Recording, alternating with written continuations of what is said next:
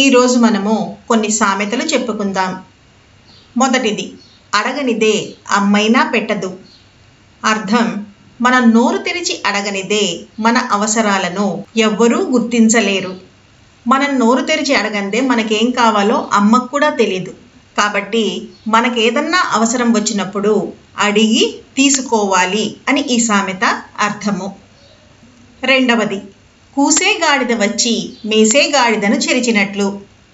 అర్థం, పనిలేనివాడు వచ్చి పనిచేసేవాడిని చెడగొట్టటం. ఒకళ్ళెవరైనా శ్రద్ధగా పని చేసుకుంటున్నారనుకోండి, ఏ పని లేని వాళ్ళు వాళ్ళ పక్కకు వచ్చి కూర్చొని ఆ కబుర్లు ఈ కబుర్లు చెప్తూ ఉంటే ఆ పని కాస్త చెడిపోతుంది. కాబట్టి ఎవరైనా పనిని డిస్టర్బ్ చేస్తున్నప్పుడు ఈ సామెతని ఉపయోగిస్తూ ఉంటారు. మూడవది, కాసిన చెట్టుకే రాళ్ల దెబ్బలు. అర్థం, మంచివారికే నిందలు కష్టాలు వస్తాయి. ఉదాహరణకి ఒక మామిడి చెట్టు ఉందనుకోండి, అది విరగ్గాసిందనుకోండి, ఆ కాయలు కోసుకోవటం కోసం అందరూ ఏం చేస్తారు, రాళ్లతో కాయల్ని కొడుతూ ఉంటారు.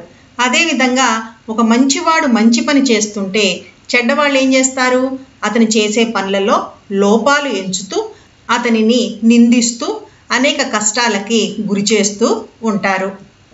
నాలుగవది, ఆకలి రుచి ఎరగదు, నిద్ర సుఖమెరుగదు.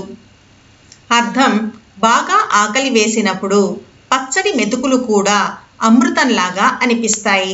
బాగా నిద్ర వచ్చినప్పుడు కటిక నేల కూడా పూల పాన్పులాగా అనిపిస్తుంది.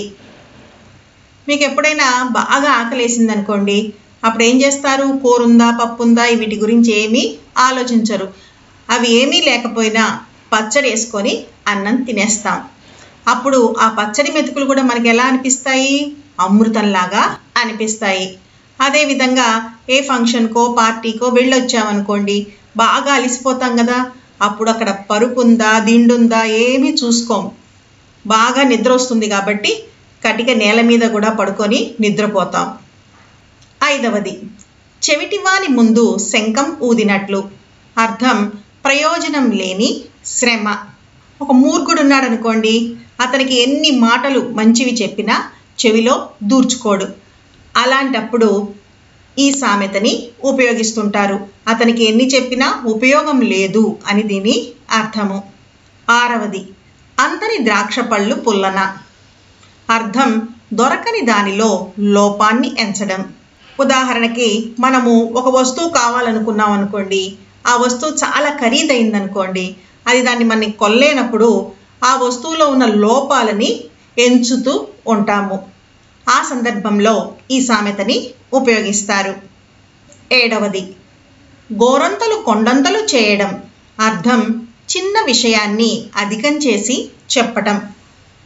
అంటే అతిశయోక్తిగా చెప్పటం. ఒక చిన్న సంగతి ఉంటే దానికి చాలా గొప్పలు చేర్చి చెప్పామనుకోండి, అప్పుడు ఈ సామెతని ఉపయోగిస్తాం. ఎనిమిదవది, గోరుచుట్టు మీద రోకలిపోటు.